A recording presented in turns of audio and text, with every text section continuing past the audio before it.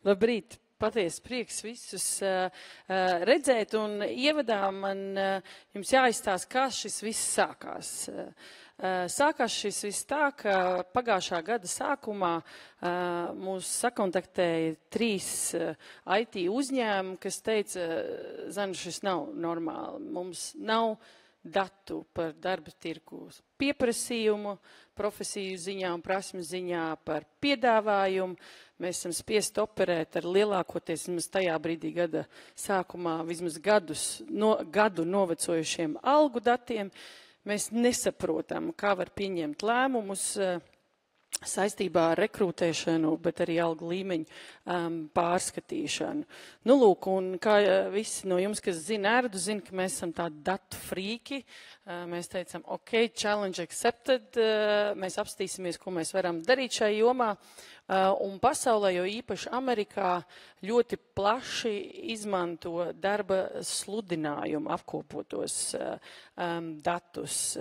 Tad, mēs izdomājam, ka mums ir jāiesaistās varbūt visu laiku, vismaz mūsu gadījumā, visambiciozākajā projektā, un jāpaskatās, ko mums saka privātā sektora darba sludinājumi. Un mēs apkopojam, sākam vākt datus jau pagājušā gada jūnijā par IT profesijām, un tad no 1. decembrī par visām amatu saimēm lielākajos darba portālos privātajā sektorā.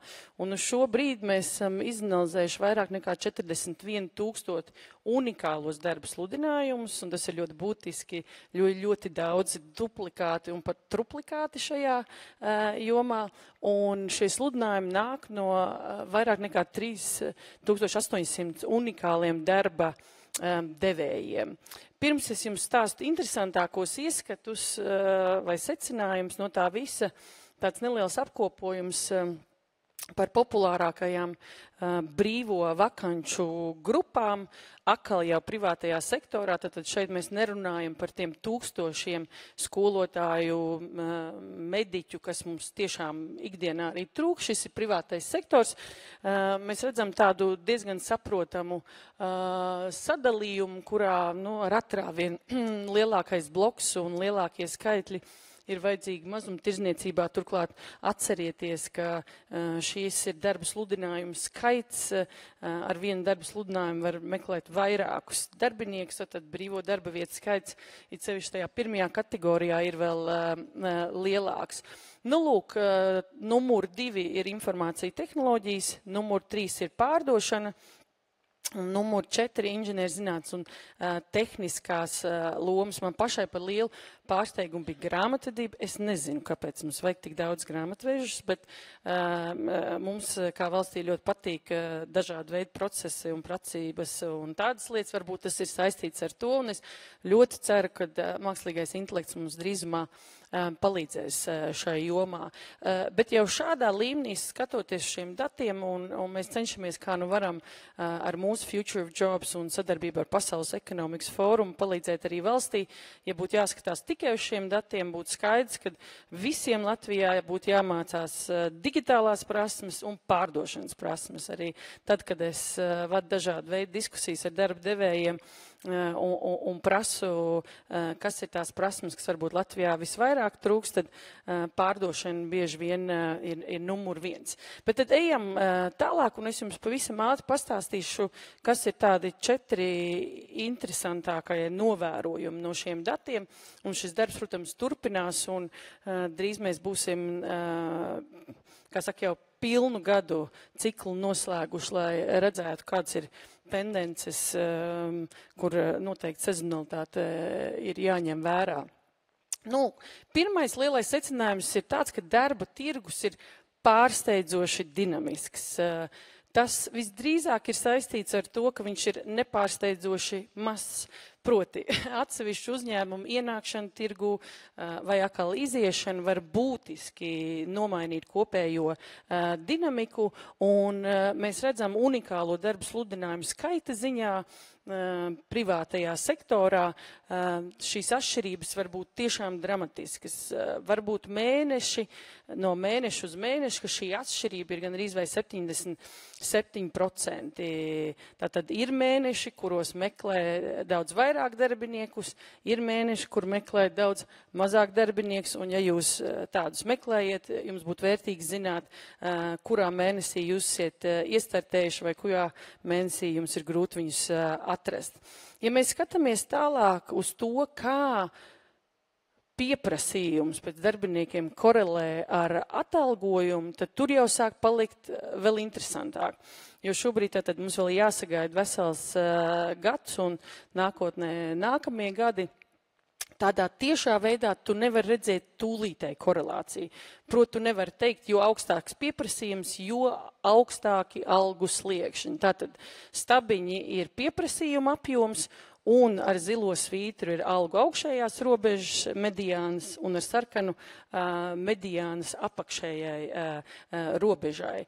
Mums ir dažādi veidi hipotēzes, es domāju, mēs noteikti turpināsim ziņot, ar ko šis saistās, ir sajūta, ka tātad šīs izmaiņas bieži ir vai nu novēlotas, vai tieši gatavojoties lielākām darbinieku vajadzībām, piemēram, sezonu ziņā. Un es zinu, ka tradicionāli liela daļa no jums operē, kā saka, ar iepriekšējā vai attiecīgā gada noteiktā budžetā paredzēto algu budžetu, līdz ar ko jūsu fleksibilitāte ir ierobežota, un šāda veida dati var būt, kādam varētu šķist, ka parasti nozīmēs tikai un vienīgi algu celšanu. Tā nav. Mēs ejam šobrīd cauri profesijai pēc profesijai, amatam pēc amatu, un skaidrs, ka ir ļoti liela nozīme tam, ar kāda veida prasmēm saistās konkrētie amati, kas var saukties pat identiski. Tātad vienāda nosaukuma amatos ir ļoti būtisks atšķirības tajās, kādas, piemēram, programmēšanas valodas ir prasītas. Es jums rādīju pirms tam pārdevēju kasieru jomā, mēs redzam, kā teiksim, Maslow piramīdas kontekstā arī, un domājot vienkārši par spēju iztikt, šīs algas turpina pakāpeniski augt. Turpretī full stack programmētāju vidējās augšējās algu robežas un arī apakšējās algu robežas īsnībā kopš 23. gada beigām ir samazinājušās par 8%. Un atkal viņas turpina staigāt un staigāt ļoti būtiski par 20–30%. Un būtu ļoti svarīgi saprast, vai jūs 24. gada jūnijā, kad mediāna augšējā ir 5000 meklējat darbinieku, vai jūs viņu meklējat jau jūlijā, kad mediāna ir nogāzusies uz 3,7 tūkstošiem paralēli visu laiku sekojot kopējām trendlainiem. Lūk, nākamais interesantais secinājums, kas varbūt šķiet pašsaprotams, skaidrs, ka mums intuitīvi ir saprotams, ka lielāka alga visdrīzāk ļaus ātrāk atrast darbinieku. Bet vai tiešām?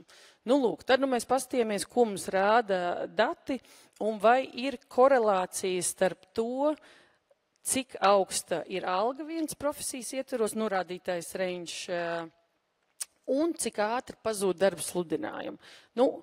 Nepārsteidzoši, bet šoreiz pirmo reizi datos pierādāmā veidā ir vistiešākā korelācija. Tātad, draugi, katru reizi, kad jūs vadītājs saka, ka nē, nekādā gadījumā mums ir savi līmeņi, mēs neko nepārskatām, vai gaidām nākamo gadu, lai ar novecotu datu bāzi pieņemtu lēmums par algu līmeņu pārskatīšanu.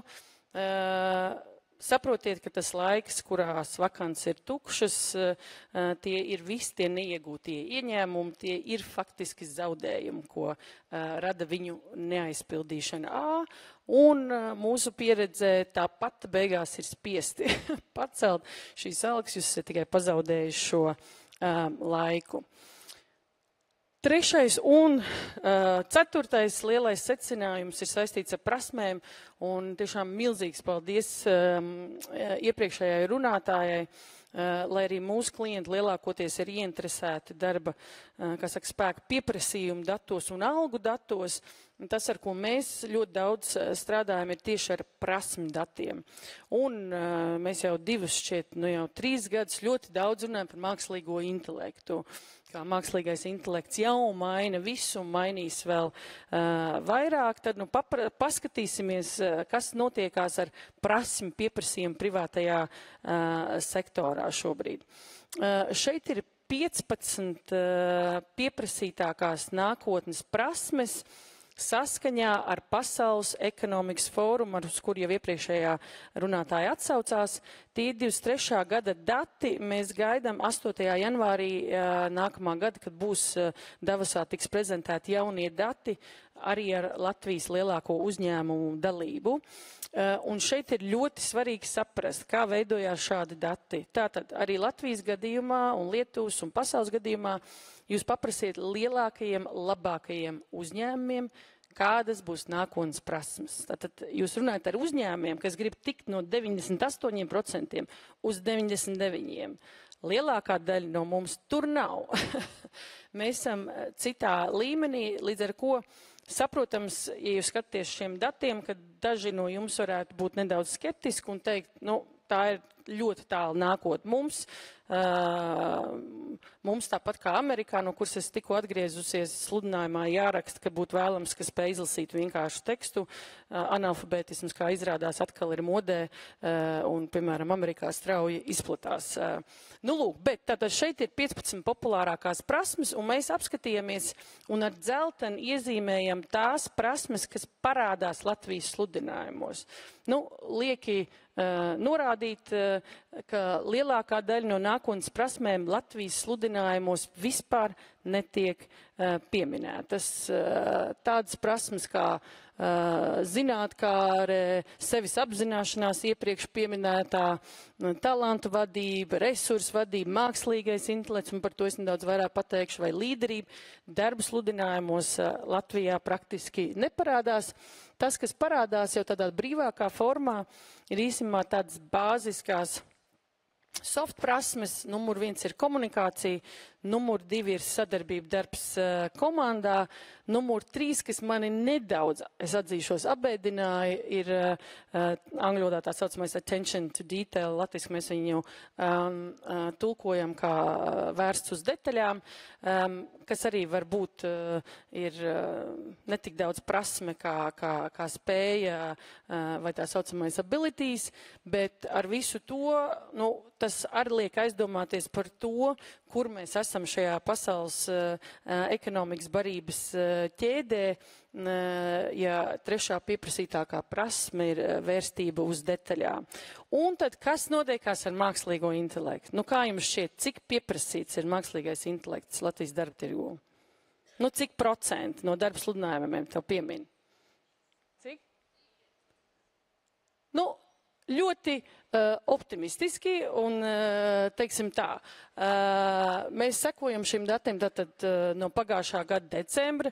Vispirms man likās, ka būs eksponenciāla izaugsme. Tātad, pagājušajā gadā vēl slikti, bet ar katru mēnesi paliek arvien labāk. Nepaliek labāk. Pa lielam mākslīgais intelekts Latvijas darba sludinājumos privātā sektorā parādās starp 0,5 un 0,9%. Gan mākslīgā intelekta, gan mašīnu mācīšanās keywordi. Ja tas jūs mierina, Lietuvā un Igaunijā, kur mēs arī vācam šādas datus, nav labāk. Nav labāk. Tur arī viss slikti. Tātad, kā saka, daudz runu, maz darbu. Var jau būt, ka jūs visi apskilojat, rīskilojat savus esošos darbiniekus. Es ļoti ceru, ka tā ir, bet darba sludinājumās mākslīgajiem, mums pēc darba sludinājumiem vajadzētu spriest par Latvijas uzņēmumu digitālo attīstību tieši mākslīgā intelekta jomā būtu ļoti skumīgi. Lai mēs būtu taisnīgi, mēs pievienojam atslēgu vārds, kas saistās ar automatizāciju, jebkura darba sludinājumā, aprakstā vai nosaukumā, un ir nedaudz labāk. Mums ir 5%. 5%. Un, jā, tas, manuprāt, kontekstā ar visu to, par ko mēs plaši runājam, nu pat jau 2 gadus, un par ko runāja ar iepriekšējā runātāja, ir tāds, es teiktu, call to action vai wake-up calls, izmantojot angļu termins. Kas ir papildus interesantais aspekts, ir tas, ka visas AI un automatizācijas un mašīnu mācīšanās prasmes lielākoties iekrīt IT speciālistu sludinājumos. Tātad ir ļoti grūti atrast šo prasmu pieprasījumu HR speciālistu sludinājumos, mārketinga speciālistu sludinājumos un tā tālāk un tā joprojām, lai arī mēs zinām, un šis ir McKinsey dati no 23. gada, kad īsnībā lielāko ieguvumu no mākslīgā intelekta var iegūt nevis pat programmēšanā, bet tai pašā klientu servisā. Ēvalds stāsta brīnišķīgas prezentācijas par dažiem no saviem eksperimentiem šajā jomā. Tie dati ir fenomenāli par rezultātiem zvanu centros un citās funkcijās. Bet tikpat ļoti arī, piemēram, mārketingā, un es ļoti ceru, ka drīzumā šim sarakstam pievienosies arī HRs. Un tāpēc noslēgumā es varētu jums atkārtot, kā saka, visu iepriekš teikto, bet es domāju, tas galvenais, ko es mēģinu pateikt, ir tas, ka ir paradoksāli, kad laikā, kad viss tik strauji mainās, laikā, kurā mēs zinām, ka lēmums ir jāpieņem balstoties uz datiem, un mēs tiem sekojam uz gan arī ikdienas bāzes, makroekonomikā, likmes, inflācija, uzņēmumu ziņā, pārdošana, dati, rentabilitāte. Katru dienu skatāmies, kas ar cenām notiekās. Privātajā dzīvē, ora rings, pārējie rādītāji, cik soļi, kas mums tur ar cik ir izgulējusies, nav izgulējusies, kas notiek. Uz darbiniekiem un uz algām mēs tā reāli paskatāmies reiz gadā, un tad uz novēlotu vai novecojošu datu bāzes, būsim godīgi. Līdz ar ko, draugi, mēs visi varam daudz labāk, darba tirgus ir neticami dinamisks, un arī mums ir jākļūst daudz dinamiskākiem. Paldies!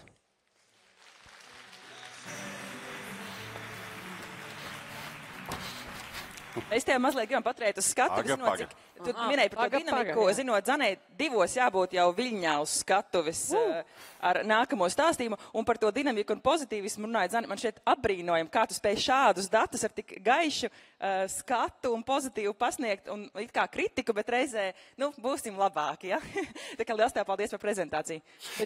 Bet man liekas, tas ir svarīgi, es tikko atgriezies no pusgada Amerikā, kur es atrodos arī, lai visi citi starpā strādāt ar šiem datiem, jau pieminētā MIT un Kolumbijā, ja ir daudz lietas, kuras es negribētu, ka mēs pārņemam no Amerikas, bet tas, kā katru problēmu redzēt kā iespēju, nu, tas ir brīnumaini. Lai par ko es sūdzētos, viņi vienmēr teiks, bet Zani, vai tas nav brīnišķīgi? Jums ir tāda iespēja to visu mainīt.